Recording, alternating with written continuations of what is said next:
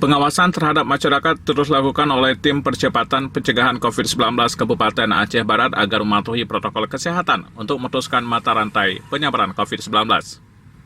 Hal tersebut dikatakan Amran Hekhar, Jubir Satgas Penanganan COVID-19 Kabupaten Aceh Barat. Pihaknya selalu mengingatkan masyarakat untuk memakai masker, cuci tangan, dan jaga jarak saat berada di tempat-tempat umum. Selain itu, bentuk pantauan yang dilakukan dengan tidak memberikan pelayanan kepada masyarakat yang tidak memakai masker dan menegur, serta memberikan penjelasan tentang manfaat memakai masker.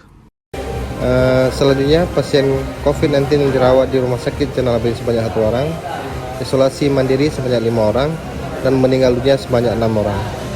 Sementara itu, data yang diinput dari Satuan Tugas Penanganan COVID-19 Kabupaten Aceh Barat melaporkan adanya penambahan 2 warga positif terinfeksi COVID-19.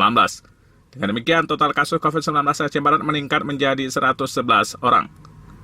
Penambahan kasus tersebut berasal dari Kecamatan Johan Pahlawan, yaitu Gampung Kota Padang dan Belang Berandang. Selanjutnya, pasien COVID-19 yang masih dalam perawatan Rumah Sakit Zainal Abidin sebanyak 2 orang, 6 orang isolasi mandiri dan 97 orang dinyatakan sembuh, dan 6 orang meninggal dunia. Sementara itu, dalam pantauan sebanyak 6 orang, sedangkan kontak erat sebanyak 166 orang. Dari Melabuh Aceh, melaporkan.